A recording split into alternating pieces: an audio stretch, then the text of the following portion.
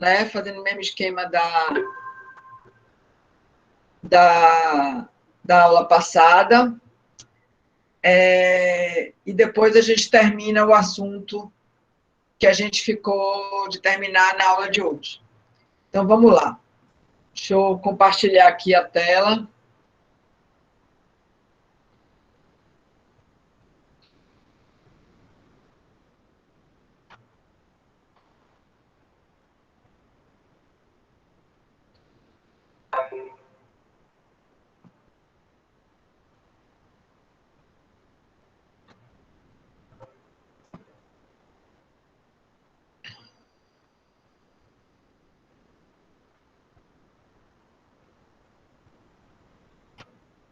Como eu falei nas aulas passadas, tem gente nova aí, pode não ser, a ordem do exercício pode não estar a mesma que apareceram para você.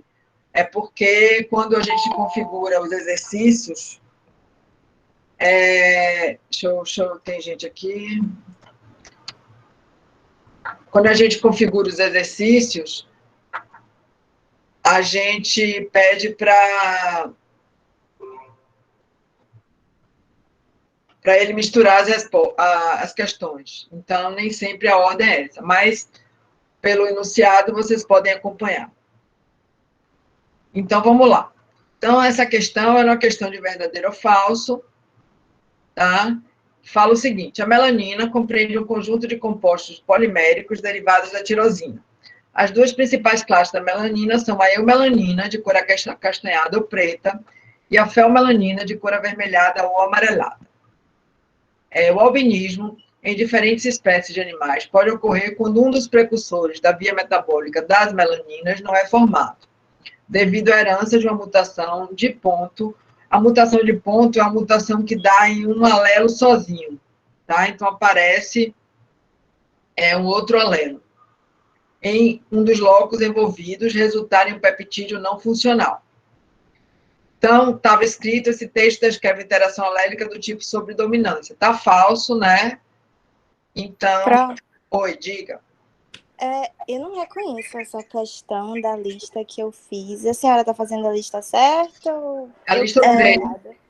Não, a lista 3, as questões eram de dominância, por exemplo, da cor, dos ratos, ou do gato Max, mas essa questão não tinha na mesma, não. Não tinha? Então, será que eu não cliquei? Tá bom, tudo bem. Então, vou falar dela só. Depois a gente vai ficar gravado, vocês depois dão uma olhada nela aí só. Tá? Okay. Pronto. Então, aqui no texto tinha, esse texto descreve interação alélica do tipo sobredominância.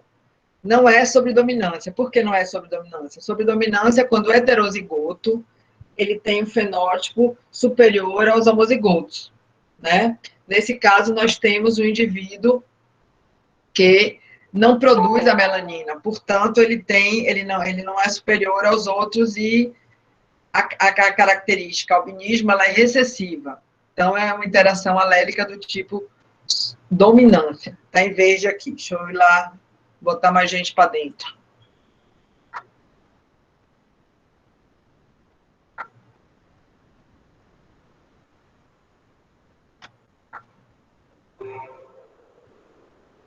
Ok? Essa apareceu para vocês? Não, Pro. Também não, professora. Eu acho que essa é a lista do próximo assunto, não é? Não, porque a senhora disse que tinha 2 listas. Não, era desse assunto. Pronto, então vamos lá. Cromossomos autossômicos possuem a mesma forma, o mesmo tamanho e a mesma sequência de informação genética. Aparecem aos pares das células diploides, sendo um de origem materna e outro de origem paterna. O que é que vocês acham? Que é verdadeiro ou falso?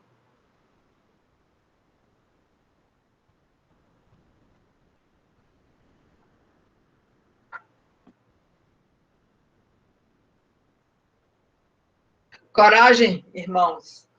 Arrisquem aí uma coisa. Eu acho que é falso. Por que você acha que é falso? Onde é que está a informação falsa?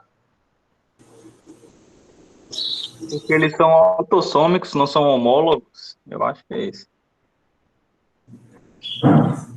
E aí, mais alguém? Eu acho que na parte que teria mesmo tamanho, porque tem cromossomos autossômicos que têm tamanhos variados, mas eu não tenho certeza. Ó, a questão é falsa justamente por causa dos autossômicos. São cromossomos homólogos, tá? Que possuem a mesma forma, o mesmo tamanho e a mesma sequência de informação genética, tá? Não é porque é autossômico que está errado, não. Ou porque, não é porque é do mesmo tamanho. É porque a resposta certa é cromossomos homólogos possuem a mesma forma, o mesmo tamanho e a mesma sequência de informação genética. Ok?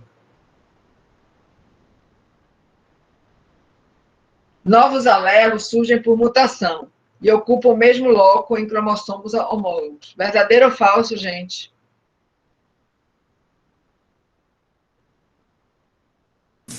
Verdadeiro? Verdadeiro.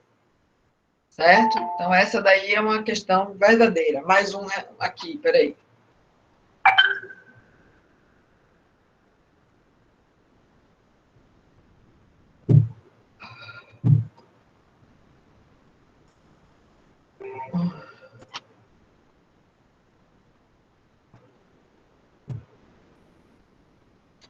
E essa apareceu para vocês? Também não. Não. Ô, professora, é uma que tinha um coelhinho amarelo com branco e aí formava um filhote amarelinho. Aí, Essa daqui? Isso, exatamente. Mas só apareceu essa questão? Não, apareceram 5 para mim. 5 questões na lista 3. Essa é um da gordura e da orelha pequena, da ovelha. Tá, então vamos fazer essa daqui. As outras eu vou deixar então para vocês fazerem depois. Então vamos lá, essa daí. Fale sobre os mecanismos bioquímicos que explicam o mecanismo de ação da característica pelagem descrita na figura acima. Então, o que a gente está vendo aqui é uma herança do tipo dominância, em que um fenótipo se sobrepõe na F1. Tá? Então, a gente tem a explicação é que o alelo dominante ele codifica uma enzima funcional e o alelo recessivo não produz enzima alguma ou produz enzima com defeito ou em quantidade menor, né, do que a enzima produzida pelo alelo dominante. Como resultado, a presença do alelo defeituoso na condição homozigótica, a via metabólica é interrompida ou a quantidade do produto final diminuída. Nesse caso aqui, você tem que o coelho branco ele não produz melanina, que é aquele caso lá do enunciado da outra questão. Ok? Essa apareceu para vocês? Apareceu. Sim. Pronto. Então, nessa questão diz o seguinte: uma doença humana segue o padrão da herança autossômica, com os seguintes genótipos e fenótipos. Azão determina indivíduos normais, A1 determina uma forma branda da doença e A1 determina uma forma grave. Os indivíduos A1 morrem durante a embriogênese, então ele nem chega a nascer. Qual a probabilidade do nascimento de uma criança de fenótipo normal a partir de um casal de heterozigotos da doença? Então, aqui está o casal, certo? A prole seria um azão, 2 azão, A1, e um A1, que seria um indivíduo que morreria na embriogênese. Então, na verdade, nascem a proporção de 1 azão para 2 azão A1. Então, a probabilidade de nascer normal é 1 em 3, tá? Porque o indivíduo heterozigoto ele tem uma forma branda da doença. Certo? Essa apareceu para vocês? Sim. Sim. Pronto. Em ratos, a cor da pelagem é condicionada por um gene autossômico, sendo o gene C dominante responsável pela coloração amarela, e seu alelo recessivo, Czinho, responsável pela coloração cinza. Um geneticista observou que o cruzamento de ratos de pelagem amarela com ratos de pelagem cinza resultou descendentes amarelos e cinzas em igual proporção. Porém, o cruzamento de ratos amarelos entre si produziu 2/3 de descendentes de pelagem amarela e 1/3 de descendentes de pelagem cinza. Então, a partir de 20 fetos originados do... no texto estava 20 ovos, mas eu corrigi isso aí, que o rato não põe ovo. A partir de 20 fetos originados do cruzamento de machos amarelos e fêmeas cinzas, quantas fêmeas amarelas adultas são esperadas? Justifique. Então, eu tenho aqui um indivíduo heterozigoto, que é amarelo, com a fêmea cinza. A proporção de nascimentos é 2 heterozigotos para 1 homozigoto. Portanto, a probabilidade de nascer amarela aqui seria 1/4. Ora, como a fêmea é 50%, né, da prole, eu teria 1/2, que é a probabilidade de nascer amarela, vezes 1/2, que é a probabilidade de ser fêmea. Então, a probabilidade de nascer fêmea amarela é 1/4. Em 20, seriam 5 fêmeas. Ok? Tudo certo? Tudo sim, Pro. O do gato manx, vocês... Sim. Pronto. Então, o gato manx são heterozigotos para uma mutação que resulta na ausência de cauda. Ou cauda muito curta. Presença de pernas traseiras grandes e um andar diferente dos outros. O cruzamento de 2 gatos manx produziu 2 gatinhos manx para cada gatinho normal de cauda longa, em vez de 3 para 1, né, como seria esperado. Qual a explicação desse resultado? É que o gene para manx, em homozigose, ele é letal, tá? Então, na verdade, o gatinho manx, ele é heterozigoto. Eu esqueci de escrever isso depois, mas eu escrevo depois e coloco para vocês.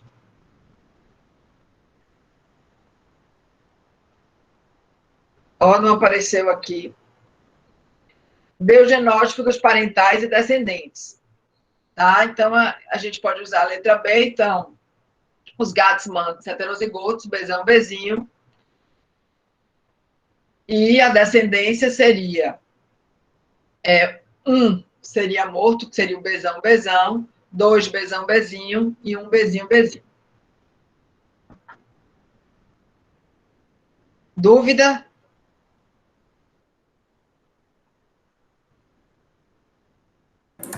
Professora, o Bzão seria o gene letal ou o Bzinho seria o letal? Não, o letal é o Bzão, Bzão. Quer dizer, tanto faz aí. O heterozigoto é que é o manx. O Bzão, Bzão, ele morre. Ou o Bzinho, Bzinho. Tanto faz, no final vai dar no mesmo, mas é o gene para o manx que é letal, tá? Em homozigose, ele... Mas como o indivíduo heterozigoto ele tem o fenótipo manx, ele é dominante, né? Porque senão ele não teria o fenótipo manx. Tá? Mas ele é homozigose, ele é letal. Entendi, obrigada. Nada. Foram essas ou teve mais alguma que ficou faltando? Tá faltando a da ovelha. A da ovelha, vamos lá. Aqui. Essa, né? Então, na Isso, ovelha, assim. a cor da gordura e o tamanho da orelha são características governadas por 2 genes diferentes, que segregam independentemente. O gene para a cor da gordura possui um alelo dominante, que determina a gordura branca, e o outro recessivo, que determina a gordura amarela.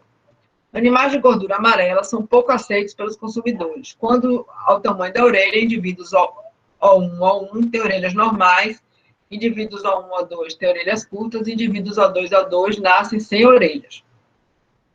A presença dessa última característica também não é conveniente em animais de criação, pois ela aumenta o risco de infecção de ouvido nesses animais. Qual dessas características indesejáveis poderia ser mais facilmente eliminada de um rebanho? Por quê? O que é que vocês acham?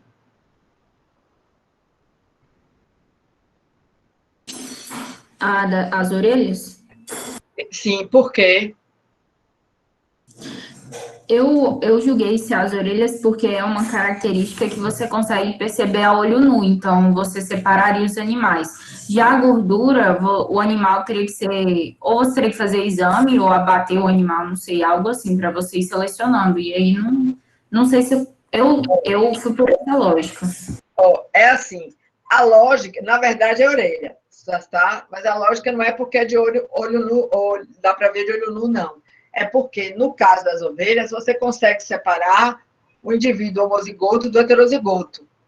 Então, você consegue eliminar tanto o homozigoto quanto o heterozigoto. Já no caso da gordura, não. Tá? O indivíduo heterozigoto, você tem um fenótipo semelhante ao homozigoto que você quer, tá? Porém, ele carrega o alelo recessivo, que é indesejável. Então, é muito mais difícil você eliminar uma característica que o gene desejável é um alelo recessivo. Tá? Então, esse é o problema. Não é a questão que você vê de olho nu, não. É que você, no caso das orelhas, você sabe quem é homozigoto, quem é heterozigoto, porque a característica não tem dominância. Já no caso da gordura, com a característica com dominância, o indivíduo heterozigoto, ele tem fenotipicamente a gordura branca, porém ele transmite a gordura amarela. E aí, como é que você faz? Você teria que fazer um teste genético para saber se ele é homozigoto ou heterozigoto. É o caso, como eu falei na aula passada, dos equinos da raça Pampa, que a pelagem Pampa é uma pelagem dominante, e você teria que identificar quem é o animal que é homozigoto ou heterozigoto, porque o reprodutor homozigoto ele tem um valor diferente do reprodutor heterozigoto, porque o homozigoto só transmite a pelagem Pampa, enquanto que o heterozigoto não. E a pergunta, seria possível estabelecer uma linhagem de ovelhas de orelhas curtas? Se não, que cruzamento você sugeria para obter o maior número possível de indivíduos desse tipo? O que é que vocês acham? Que não é possível? Sim. Exatamente, né? Porque o indivíduo heterozigoto, ele nunca vai ter uma linhagem pura. Todos os indivíduos de orelha curta vão sempre produzir outros filhos que não, que têm orelhas de outro tipo, de orelhas longas, porque ele é heterozigoto. Qual o cruzamento para a gente ter o maior número de indivíduos desse tipo? Seria você pegar indivíduos normais e acasalar com indivíduos sem orelha, mas isso, se os indivíduos sem orelha, eles são indesejáveis, né? Você teria que ter o cruzamento de heterozigotos. Você pegaria indivíduos de orelha curta com orelha curta. Mas o que maximizaria o número de orelhas curtas seria você cruzar o sem orelha com orelha normal. Só que se a orelha normal ele é indesejável, você não teria esse indivíduo no rebanho. Então, você cruzaria heterozigotos entre si ou heterozigotos entre si, porque você quer obter indivíduos de orelhas curtas. E eliminaria os indivíduos de orelha normal para cruzamento. Ok? Deixa eu ver lá.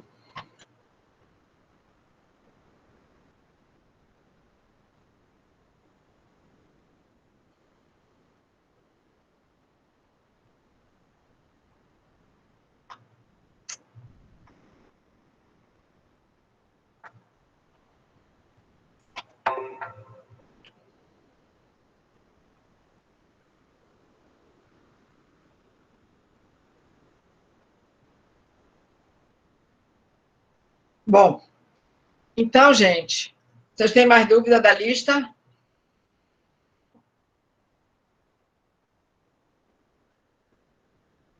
Não? Tudo certo com a lista? Ô, professor, eu estou com uma dúvida em um assunto, mas não na lista exatamente. É sobre a penetrância, eu não consegui entender direito o que é. Eu não consegui entender o mecanismo. De que, Sonia? Eu não entendi o que você falou. Você não Penetrância. entendeu o quê?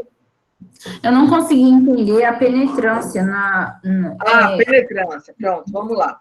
Penetrância é um fenômeno que ocorre o seguinte: imagine que eu tenha um gene que causa a presença de chifre, um gene recessivo, certo? E tem o gene dominante que causa ausência de chifre. Se o gene que causa ausência de chifre ou o gene recessivo que causa a presença, eles têm penetrância completa, significa que se o indivíduo tem o gene, ele tem o fenótipo. Não tem outra escolha. Ele tem o gene, ele vai ter o fenótipo. Ou seja, se ele nascer com orelha ou com o genótipo Czinho, ele tem chifre. Se ele nascer com o genótipo Czão ou Czinho, ele é mocho. Nada muda isso. Ok? Isso você compreendeu? Sim, entendi. Pronto. Agora, imagine que seja um gene para uma determinada doença, tá? E se ele seja dominante ou recessivo, isso não importa. Então, eu tenho 10 pessoas na população que apresentam esse gene. Se ele for dominante e ele tivesse penetrância completa, 10 indivíduos teriam a doença. Certo? Agora, Certo. se ele for dominante e ele tiver uma penetrância de 50%, significa que 100 em cada 10, só 5 teriam a doença. Porque a penetrância é incompleta.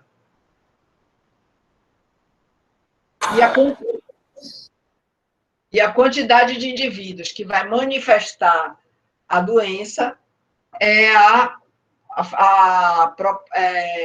porcentagem da penetrância. Então, se eu tivesse uma penetrância de 70% e eu tivesse 7 indivíduos ou 10 indivíduos com o alelo na população, 7 teriam a doença e 3 não teriam a doença. É o caso da diabetes. A gente nasce com o genótipo que nos dá uma potencialidade de desenvolver diabetes do tipo 2. Porém, nem todo mundo que nasce com o genótipo vai ter diabetes. Por quê? Vai depender do estilo de vida que ela tenha. Tem características que podem ter uma penetrância maior, o que dá maior probabilidade de ocorrência, e outras com penetrância menor, que dá menos probabilidade de ocorrência. Então, você pode ter um gene que dá um câncer, por exemplo, com a penetrância grande, de 80%. Significa que 80% dos indivíduos que tenham aquele gene vão ter a doença. Aí você não vai, se você puder não arriscar, por exemplo, no caso do câncer de mama, você retira a mama, porque o gene tem uma penetrância alta.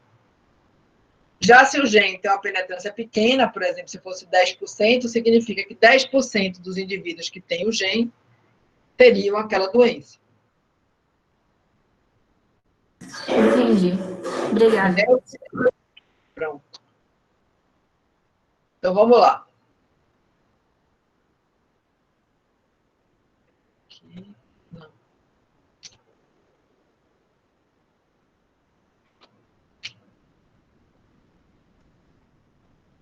Vamos apresentar de novo.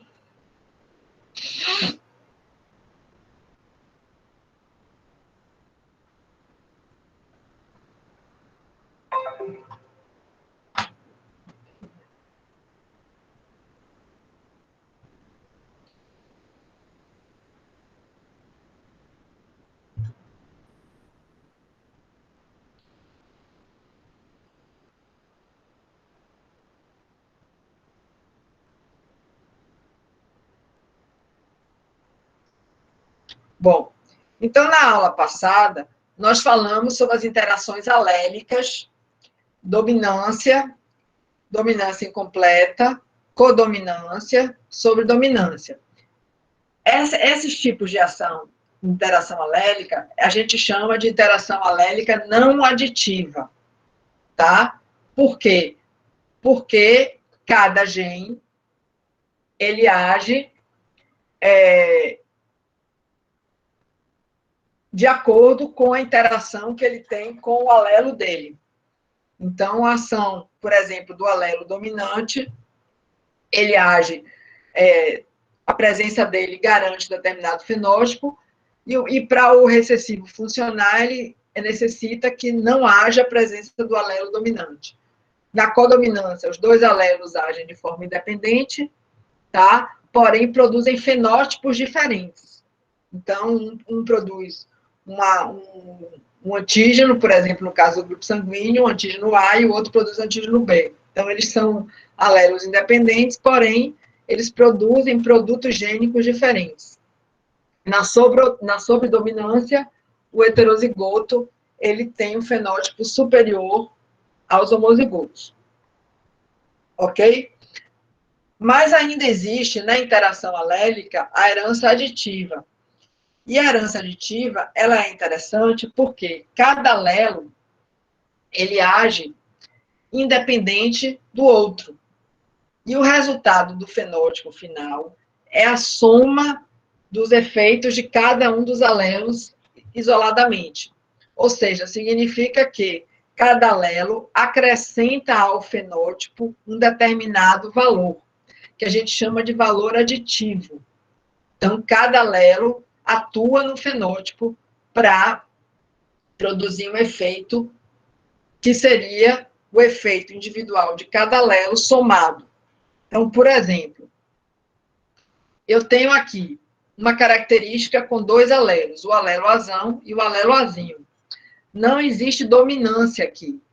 Cada alelo azão acrescenta ao fenótipo uma unidade.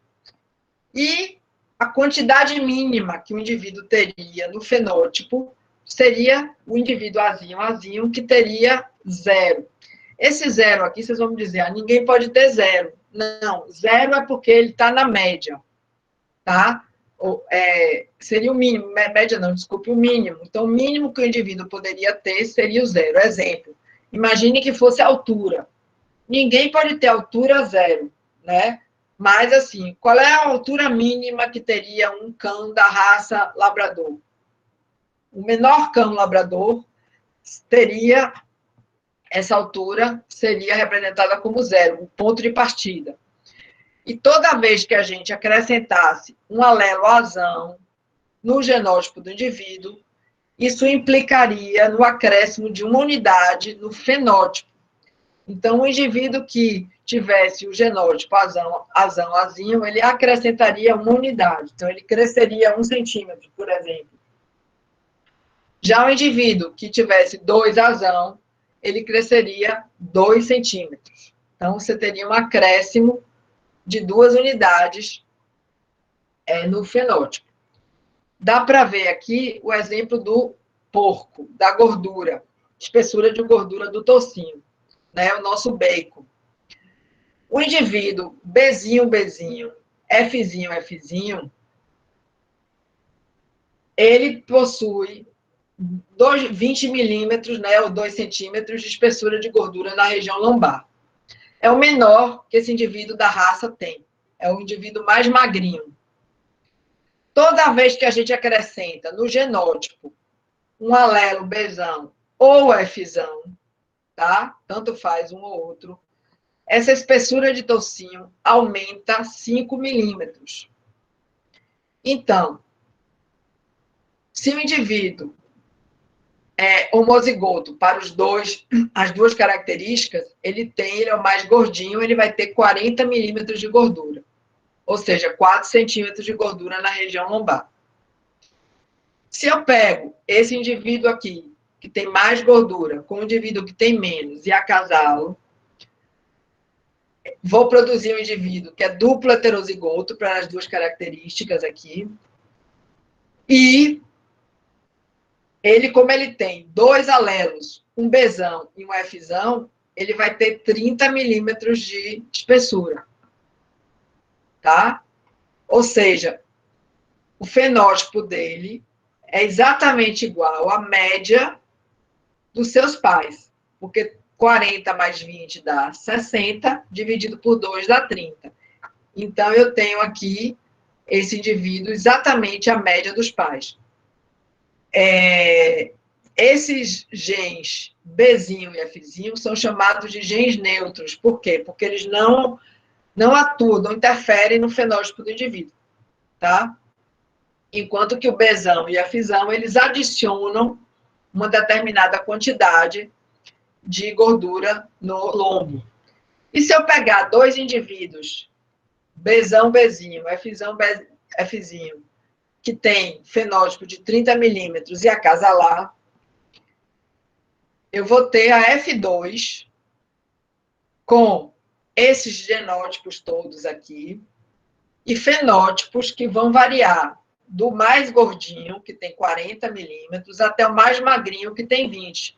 Porém, eu vou de 20 a 40. Então, eu tenho 20, 25, 30, 25, de novo 30, 35, 40, 35 e 40. O fenótipo dele depende de quê? Da quantidade de alelos Bzão e Fzão que ele tem no genótipo. O que é interessante nesse tipo de ação gênica?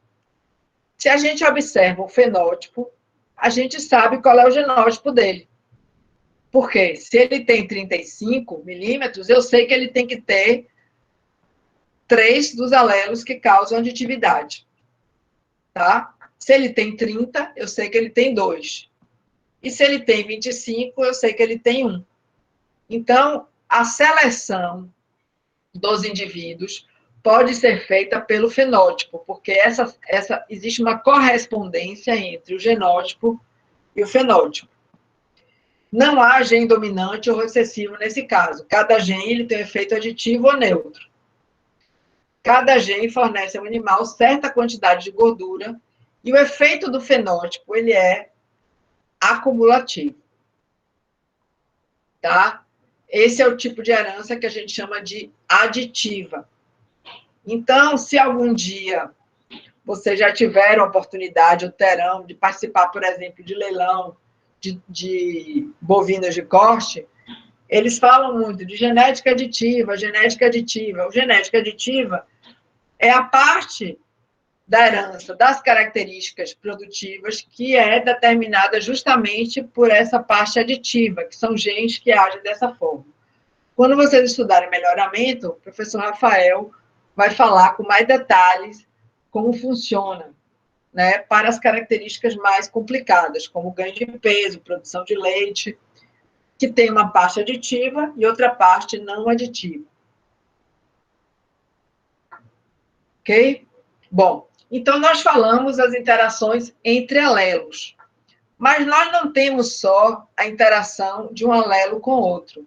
Nós temos também a interação gênica, que é quando um gene interfere com outro gene, que pode estar localizado no mesmo cromossomo ou em cromossomo diferente. Então, na figura aqui, ó, nós temos a interação do gene A com o gene B.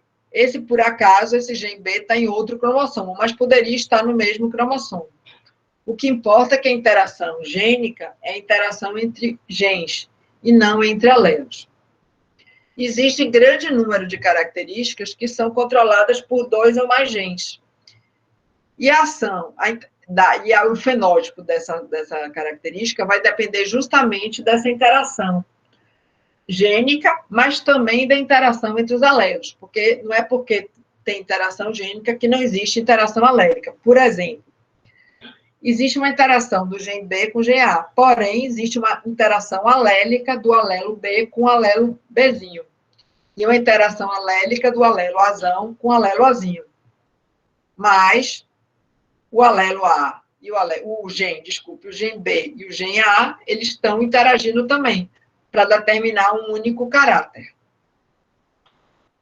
Isso é o que a gente chama de interação gênica. É a ação conjunta de 2 ou mais genes, independente de suas localizações no genoma.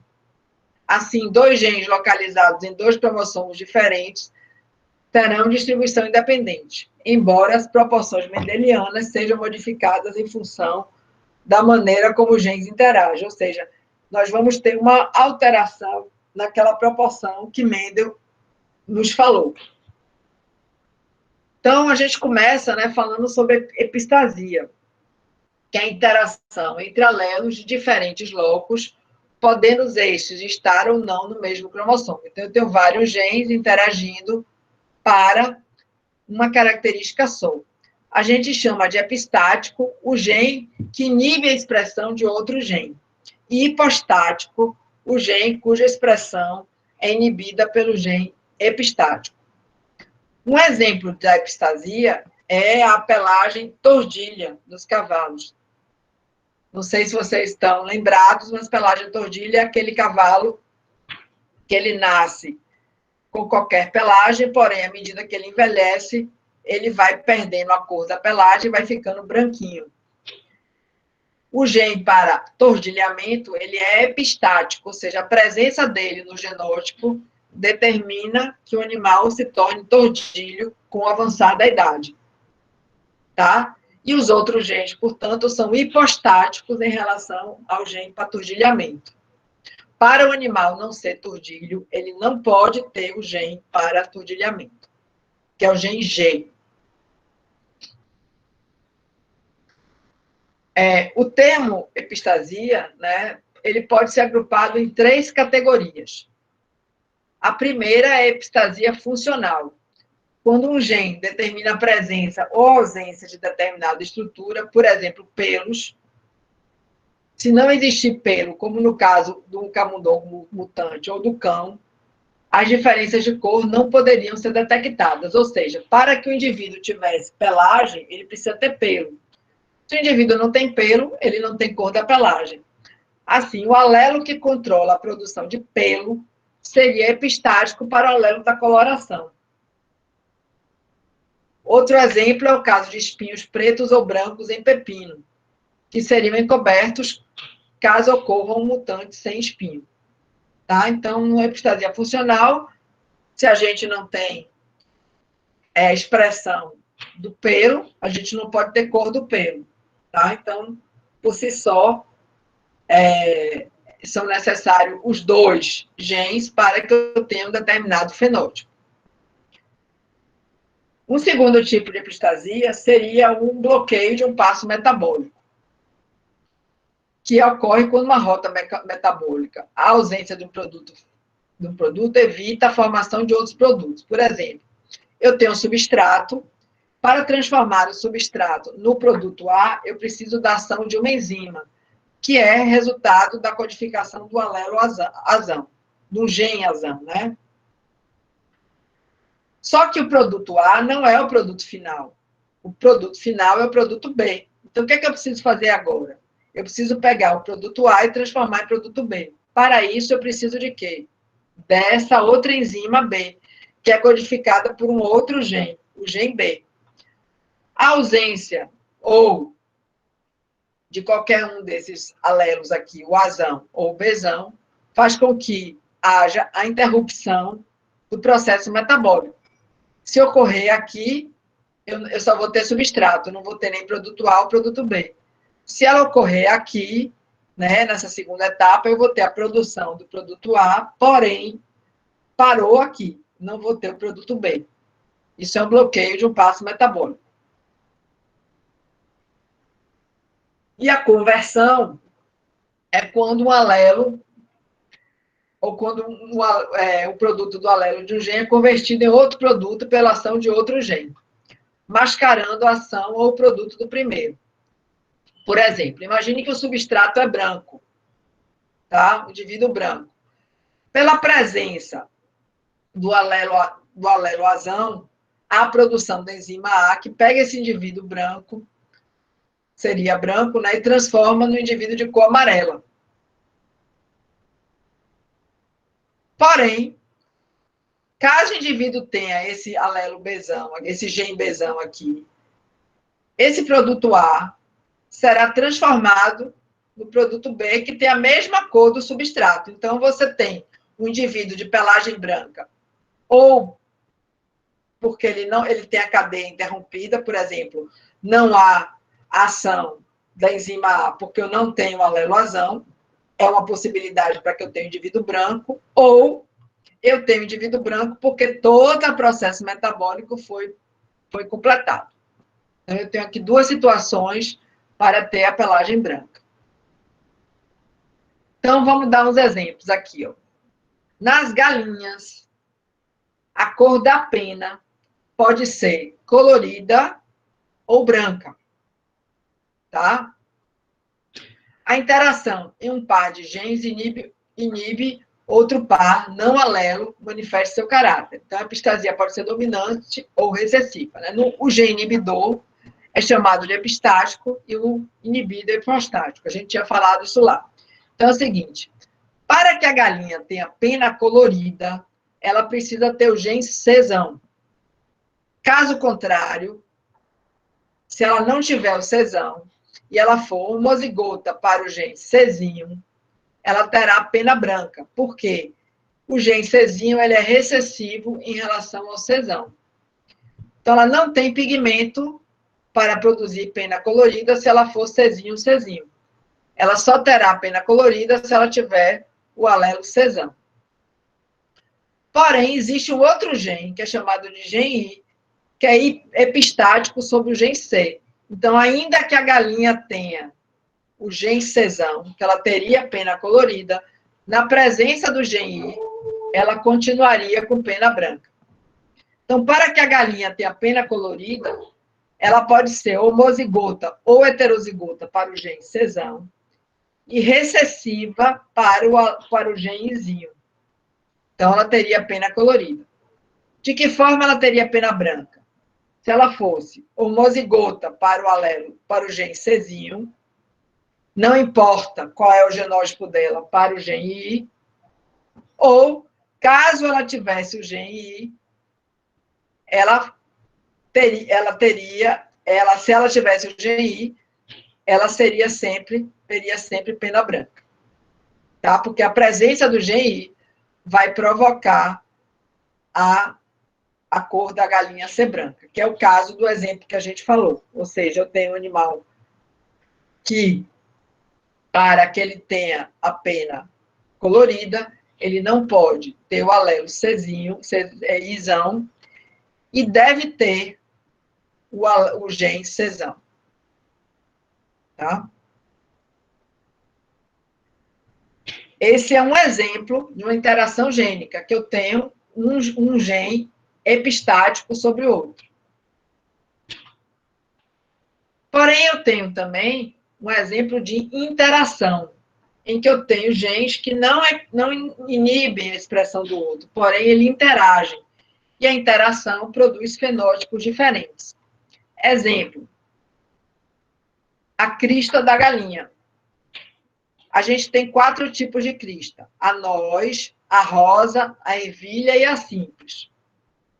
A galinha de crista simples, ela é homozigota recessiva para os 2 genes, que é essa aqui, ó. Essa galinha aqui, ela é homozigota recessiva para os 2 genes. Se ela for homozigota para o Rzinho, porém, ela tiver o gene Ezão, então a crista dela vai ficar de ervilha. Desculpe, a crista simples é essa aqui, perdão. A de ervilha, que é essa crista aqui, ó. Ou seja, na ausência do Rzão e na presença do Ezão, a crista ela é de ervilha, que é essa aqui. Se eu tiver o Rzão, porém não tiver o Ezão, a crista é rosa, que é essa daqui, ó, a primeira. E se o indivíduo ele tiver tanto o Rzão quanto o Ezão, eles interagem e transformam a crista da galinha numa crista de noz. Tá? Então, sem nenhum dos 2 genes, a crista é simples. Com a presença do Rzão e a ausência do Ezão, crista rosa. A ausência do Rzão, presença do Ezão, crista ervilha. E na presença do Rzão e do Ezão, crista em noz.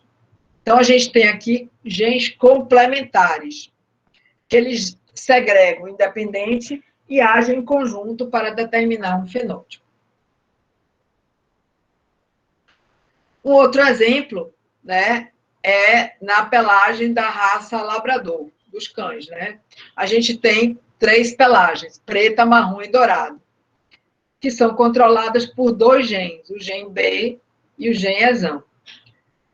O gene B, ele é dominante sobre o alelo Bzinho. Então, o indivíduo preto, ele é Bzão, Bzão ou Bzão, Bzinho. E o indivíduo marrom, ele é Bzinho, Bzinho. Mas eu tenho também o gene E, que ele tem a condição, ele é dominante sobre o Ezinho, porém ele é epistático ao gene Bzão. E aí dá uma cor dourada no pelo. Então, quem é o cão preto? Tá? O cão preto é um animal que seja Bzão e tenha o Ezão. O cão marrom é o cão que ele é recessivo para o gene Bzinho e tenha o gene Ezão. E o dourado? O dourado ele pode ser Bzão, Bzinho, ou Bzinho, Bzinho, ou Bzão, Bzão, porém, ele tem que ter o alelo recessivo do E, que é o gene de extensão.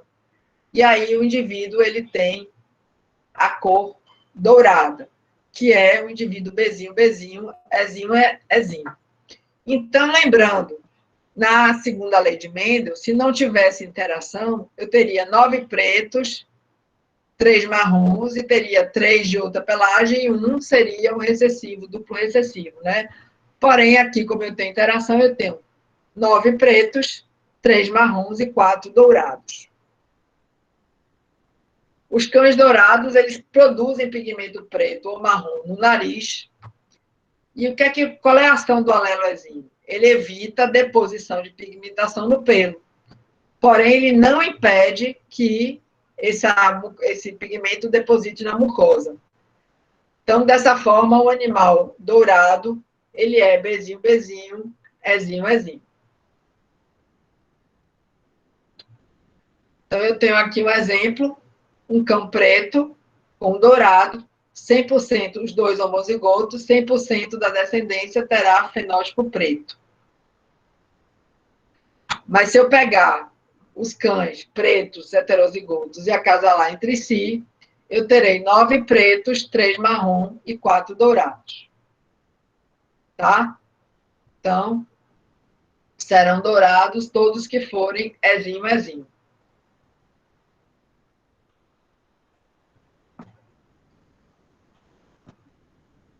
Alguma dúvida?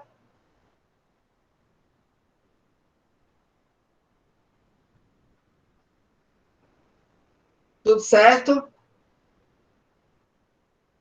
Então lá, vamos lá. Tudo tranquilo por enquanto, Pro. Joia.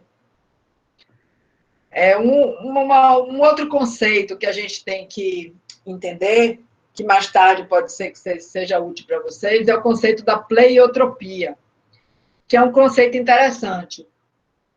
Esse é o contrário, justamente, da interação alélica.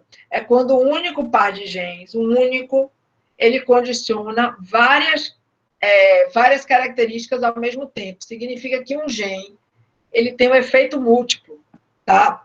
A presença desse gene afeta diversas características ao mesmo tempo. Tem muitas doenças de origem genética que são ocasionadas por genes pleiotrópicos, ou seja, que atuam em várias características ao mesmo tempo. Então, por exemplo, eu tenho a fenilcetonúria, que ela causa deficiência mental, convulsão, icterícia, queda de cabelo, urina muito concentrada, que é devido a um único gene que causa isso. Então, a gente, hoje em dia, né, é comum, a gente tem teste do pezinho, teste do olhinho, teste da orelhinha, mas o teste do pezinho, hoje ele já, quando o bebê nasce, a gente já faz e a gente detecta muitas doenças de origem genética justamente porque a gente identifica se o indivíduo ele é ou não portador, né, daquela anomalia genética. Porque no caso da fenilcetonúria, se ele tiver o gene, né, e ele tiver a doença, ele com a dieta até 6 anos de idade, ele vai evitar o acúmulo de amônia, né, e ele não vai ter nenhum efeito da doença. Quando ele crescer mais, ele pode ter uma vida normal. Então, é um gene recessivo que fabrica uma enzima que não transforma, né, que transforma o ácido fenilalanina em tirosina. Então, no caso da doença, o indivíduo ele se torna incapaz de transformar a fenil em tirosina. Então, se a pessoa ingerir alimentos que contêm fenilalanina, aí o aminoácido vai se acumulando e transforma-se em ácido fenilpirúvico, né, que vai aparecer na urina e no líquido cérebro-espinhal. E ele interfere no período de amadurecimento do sistema nervoso. Então, até 6 anos de idade, você teria o efeito tóxico do acúmulo do ácido fenilpirúvico. No período de a presença da substância, ela causaria retardo mental. Então, você tem que evitar que até 6 anos de idade a criança consuma alimentos que contenham fenilalanina. A falta da tirosina provoca menor produção de melanina. Então, esses indivíduos têm também pouca pigmentação na pele. Um outro exemplo, já nesse caso, na nossa área, e é importante para quem vai trabalhar com caprinos, é o GENPIS, que ele possui um efeito pleiotrópico para 2 características completamente diferentes. Então, um é a ausência de chifre e outro é a fertilidade dos animais. Então, vocês imaginem um gene que atua sobre se a cabra ou o bode vai ter ou não chifre e, ao mesmo tempo, sobre a fertilidade dele. Então, a expressão do GENPIS para o caráter mocho é dominante. Ou seja, se o indivíduo tiver o gene, ele não vai ter chifre. E se ele não tiver o gene e ele for homozigoto, ele vai ser recessivo, ele vai ter chifre. Agora, esse GENPIS, ele também tem uma ação sobre a fertilidade. Agora, graças a Deus, ele é recessivo para essa característica. Então, a intensidade com que o gene se manifesta é conhecida como penetrância, como eu falei para vocês, né? Então, vai depender a ação dele. Então, em relação à presença de chifre, o GENPIS possui penetrância completa para machos e fêmeas. Ou seja, a presença dele faz com que o indivíduo seja mocho, tanto macho quanto fêmea. Porém, sobre a fertilidade, ele tem penetrância completa para as fêmeas, todas são afetadas, e incompleta para os machos, apenas uma parte é afetada pela infertilidade. Então, significa o quê? Que o animal mocho,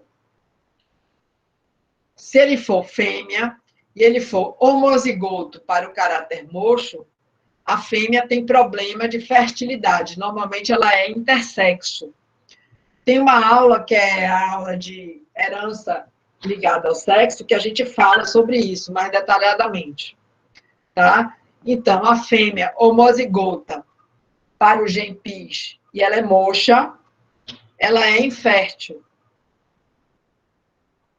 Já o macho, ele não é infértil, porém, a gente não deve usar ele porque ele transmite o GENPIS. Tá? Então, em caprinos, a gente recomenda a não utilização de reprodutores mochos. Tá? De preferencialmente, o mocho dominante a gente não usa de jeito nenhum.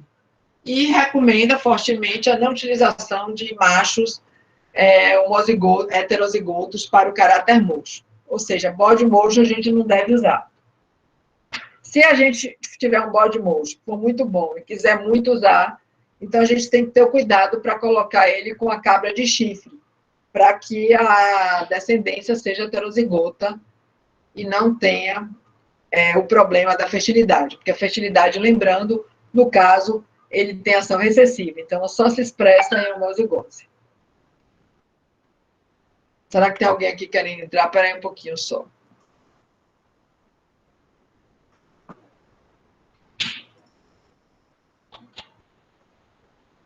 Não.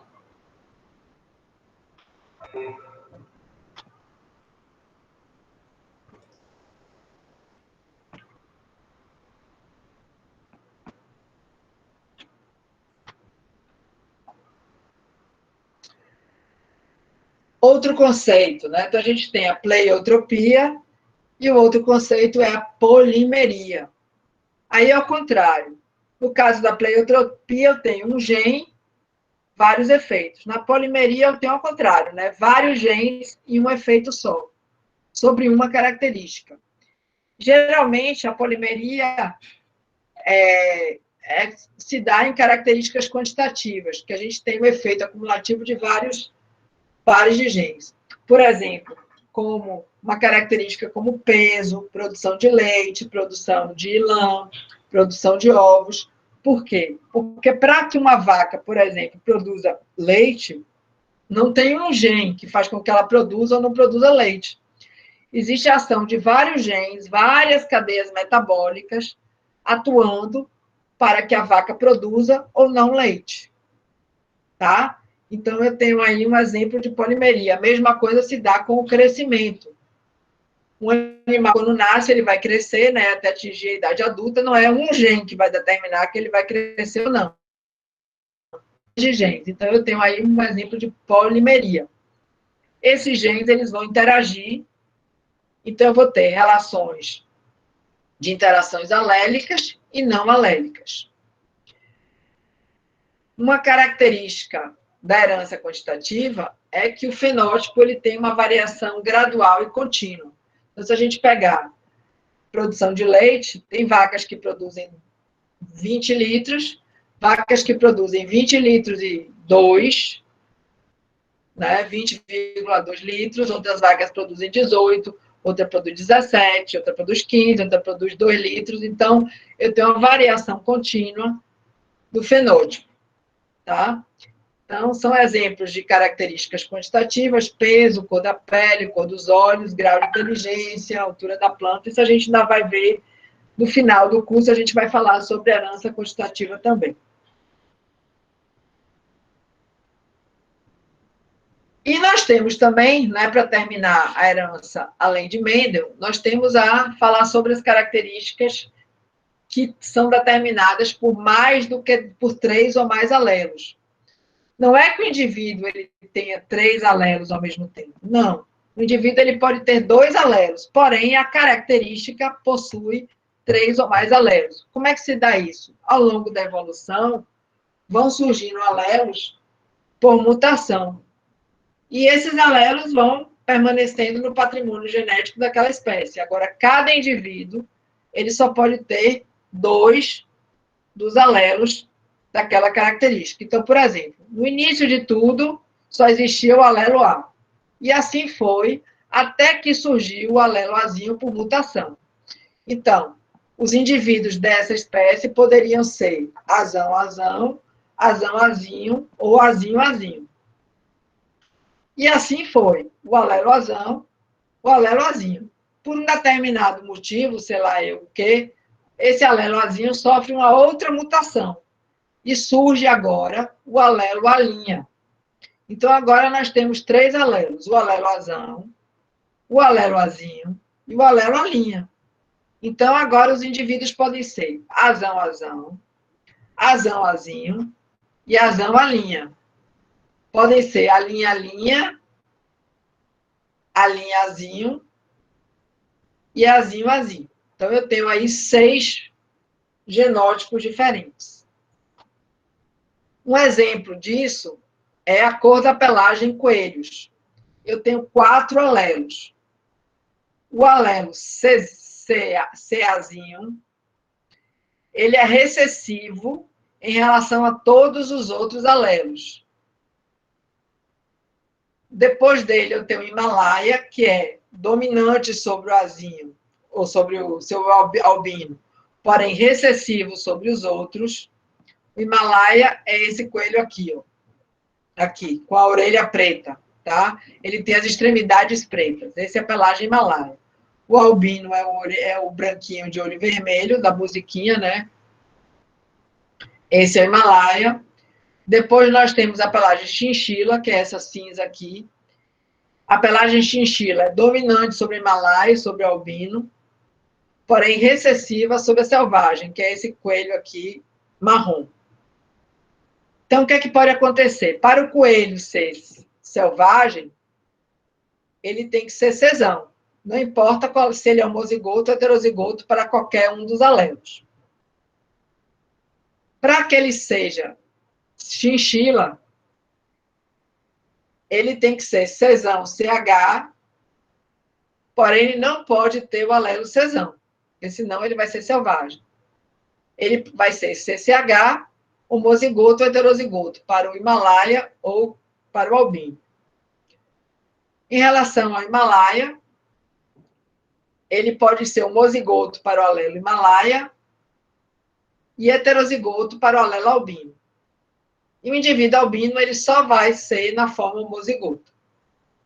Tá? Então, lembrando, apesar da característica ter 4 alelos, cada indivíduo só pode ter no máximo 2. Esses 2 podem ser idênticos, o indivíduo é homozigoto, ou podem ser diferentes, ele, no caso, é heterozigoto. Outro exemplo de polialelia é o grupo sanguíneo do cisgênero, né, humano, em que eu tenho 3 alelos. O alelo IA, o alelo IB e o alelo Izinho. Isso me dá 4 grupos sanguíneos. O grupo sanguíneo A, o grupo sanguíneo B, o grupo sanguíneo AB e o grupo sanguíneo O. Como é que se dá? Desculpe aqui. Como é que se dá isso? O grupo sanguíneo O, ele é determinado pelo alelo Izinho.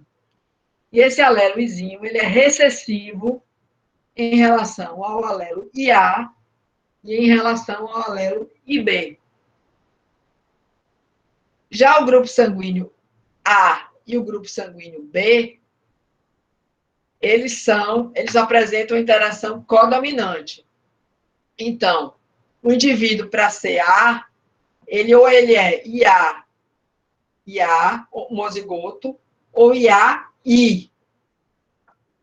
E o indivíduo B, do grupo sanguíneo B, ele é ou IB-IB ou IB-Izinho, que é o alelo recessivo.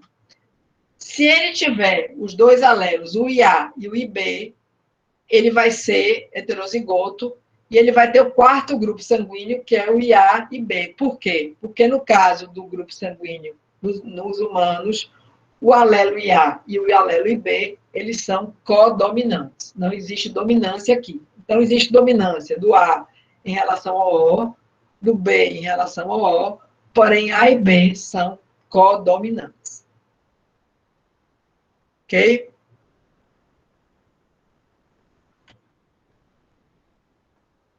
Deixa eu parar aqui.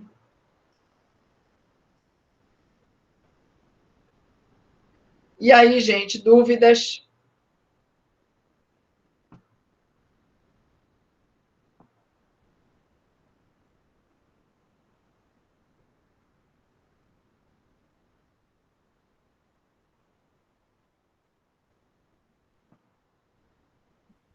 Não, prova. Rodrigo pergunta, quando será a prova?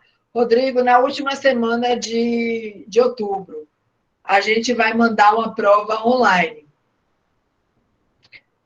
Provavelmente, vocês vão ter um tempo, né, um dia ou 2, para responder.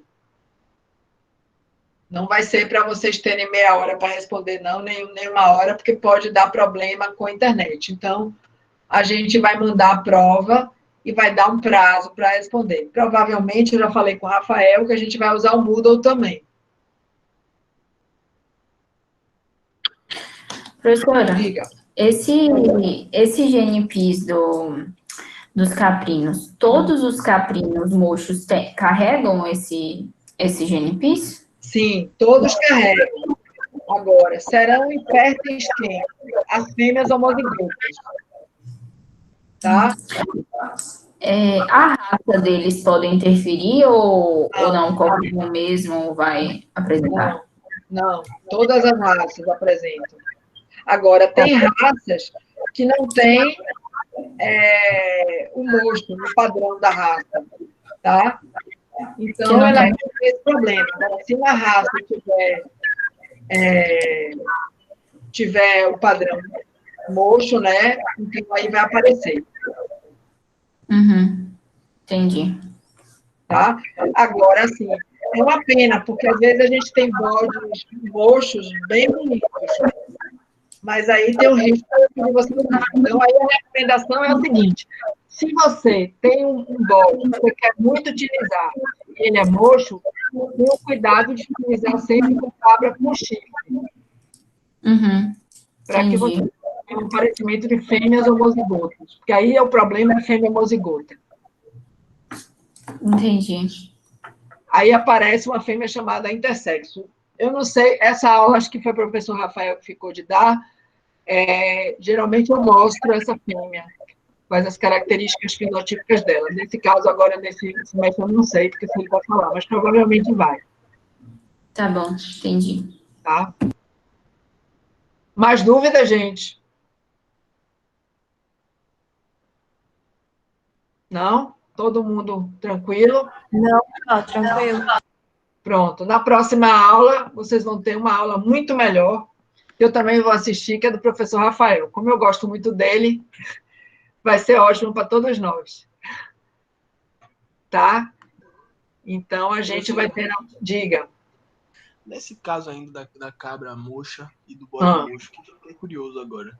Se você tem uma cabra que ela é heterozigota, ela tem chifre ou ela é moxa? Se ela é heterozigota, ela é moxa. Ah, ela é moxa, entendi. Tá? Para ela ter chifre, ela é homozigota. Agora, se ela é heterozigota, ela não é intersexo. Tá? Isso, é isso que eu tava pensando. Por quê? Porque o Porque caráter... senão você cruzava com uma cabra de chifre com um bode mocho e tinha uma fêmea com problema de fertilidade. Mas Pois nesse é. caso... Então, você cruza com a cabra com chifre, que ela aí é recessiva. Ela não tem o gene. Tá bom, obrigado. Stephanie pergunta: teremos mais uma lista? Sim, sim, Stephanie. Você não está livre de mim por enquanto, não. Eu aí vou fazer o seguinte: como eu não vou ter essa aula agora, eu vou preparar as respostas e vou mandar na forma do slide que eu mando. E aí, depois, se tiver dúvida, a gente pode agendar até um dia para tirar dúvida, fora do horário da aula de Rafael. Ou depois da aula, por exemplo. Depois da aula, eu posso entrar e tirar dúvida, que acho que é melhor na próxima semana, quando ele acabar a aula, eu entro com a correção. Pode ser assim? Não, bovinos não. Bovino está ótimo. Bovino pode ser reprodutor, não tem problema não. O problema é só no caprino, tá? Caprinos, tudo não pode, mas bovino pode ser mocho. E ovino também pode ser mocho, viu, gente? Não tem problema, não. Cavalo não tem chifre, né? Então não tem problema. Mas bovino e ovino pode usar animal mocho sem problema. Ok? Então, se eu não posso mais ajudar vocês agora, Inter. A próxima aula, depois do professor Rafael, eu corrijo. Eu corrijo. Tá bom, então, Pro. Então tá, vou parar a apresentação. Então, boa tarde.